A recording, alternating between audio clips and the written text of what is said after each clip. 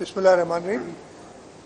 आज यहाँ मैं कराची डाउन सिंड्रोम प्रोग्राम की पहली कॉन्फ्रेंस उन्होंने डाउन सिंड्रोम के हवाले से जो की है वो तो प्रोग्राम चल रहा है, रात को 10 बजे तक गालबन ये कॉन्फ्रेंस चलेगी। उसका समझे इफ्तिताह किया है मेरे यानी हुकूमत सिंध का KDSP के साथ कोई 2-2.5 साल पुराना शुरू हुआ था हमारी एसोसिएशन। और ये जो डाउन सिंड्रोम के साथ बच्चे हैं उनके लिए इनकी ऑर्गेनाइजेशन है। और आज जैसे बताया मेरे साथ अली अल्लाह वाला है जो इसके फाउंडर हैं, और उन्होंने बताया कि जब हमने शुरू किया था तो इन्हें 10 बच्चे भी नहीं मिल रहे थे जिनकी फैमिलीज़ इकट्ठे आ सके, और आज इस वक्त इनके पास 2000 की फैमिली है टोटल जिनके बच्चों के साथ ये काम कर रहे हैं। और इस वक्त भी इनको तकरीबन 400 की वेटिंग लिस्ट है बच्चों की, जो ओनली इन वन एरिया और बाकी एरियाज में अलग वेटिंग लिस्ट है, एक ही जो इनको होती है बढ़ाने के लिए। और मैंने इनसे कहा है कि इंशाल्लाह ताला हम पहले भी करते रहे हैं सपोर्ट, और मैंने तो बड़े खुले तरीके से कहा है कि आप रिसोर्सेज यानी पैसे की फ़िक्र ना करें इसके लिए। हमें इशू ही है कि हमें ह्यूमन रिसोर्स नहीं मिलती, वो लोग पैशन के साथ नहीं मिलते जो ये काम कर सकते हैं, और जहाँ हमें नज़र आ जाते हैं मिल जाते हैं। हमारी हुकूमत का यही कोशिश होती है कि हम उनको पकड़ लें और उनसे हम काम लें और उनको फुली सपोर्ट करें।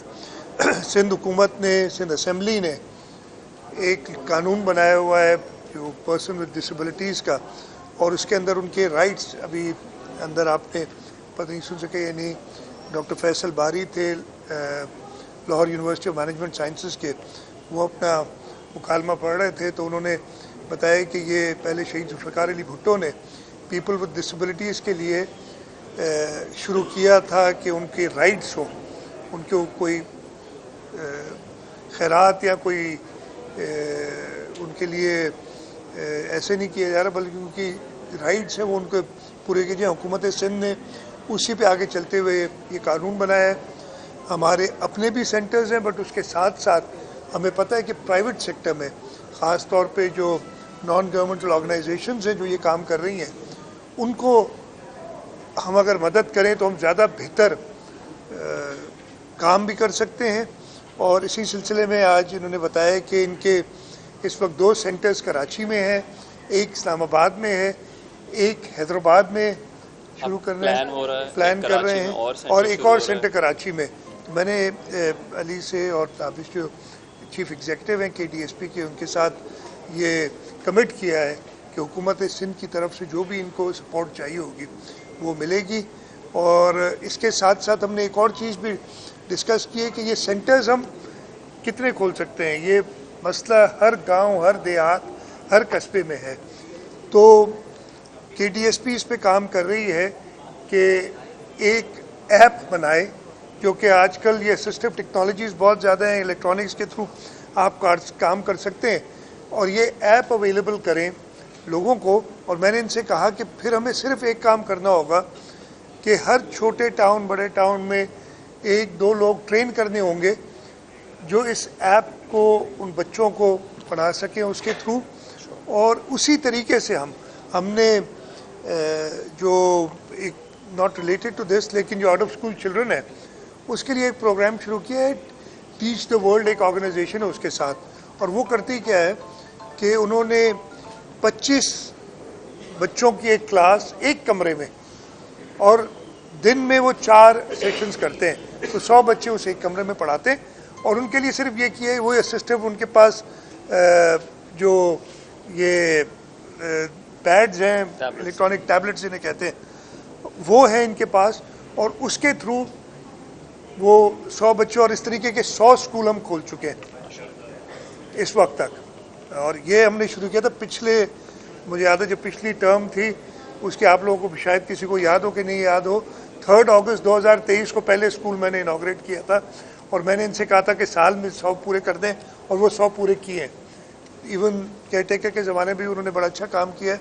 और उन बच्चों को मैंने देखा है कि कुछ हफ्तों, ये वो बच्चा है जो 7, 8, 9 साल का है जो कभी स्कूल नहीं गया, और वो 2 या 3 हफ्ते बाद وہ میتھس بھی کرنا شروع کرتے ہیں. اس لیے بچوں کا یہ ہے کہ آپ اس کو, یہ جو آپ نے دیکھو گے آپ نے اپنے بچے آپ کے فون چھین کے ان پہ کام کرتے ہیں, تو یہ ایسی چیزیں اتنی سہولت آ گئی ہے کہ آپ کو کم انویسٹمنٹ کے ساتھ آپ زیادہ آؤٹ ریچ کر سکتے ہیں.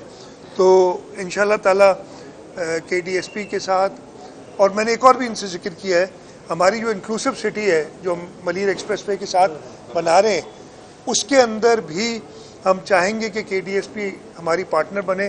ہم ان کو جگہ دیں گے ادھر, انشاءاللہ وہ ریسورسز بھی اویلیبل کریں گے کہ ایک بڑا سینٹر بنا کے دیں, جو کہ, اور ابھی بات کی وہ ہب اینڈ اسپوک کانسیپٹ کے مین سینٹر, وہ میرے خیال 4 یا 5 ایکڑ پہ ان کا مین سینٹر ہو, اور پھر وہ کراچی شہر میں بھی اور صوبہ سندھ بلکہ پورے پاکستان میں اس کے اسپوکس ہوں, جہاں پہ وہاں پہ ایک ٹریننگ بھی کرائیں, اور وہاں سے لوگ ٹیچرز جا کے ایسے بچوں کو جن کو خاص ضرورت ہوتی ہے ان کو وہ ٹرین بھی کریں. اور ان بچوں کے لیے ہماری ضروری یہ ہے, جو اندر مکالمہ بھی پڑھے تھے ڈاکٹر فیصل, کہ ان کو ہم نے انکلوسیو ایجوکیشن, مین اسٹریم ایجوکیشن میں لے جانا ہے, کہ وہ بچہ ایک نارمل اسکول میں پڑھے. نارمل اسکول والا بچہ جو ہے وہ یہ اسپیشل جو بچوں ود ڈسیبلٹیز کے ساتھ کام کرے, تاکہ معاشرے میں ایک دوسرے کے ساتھ وہ رہنا سیکھے.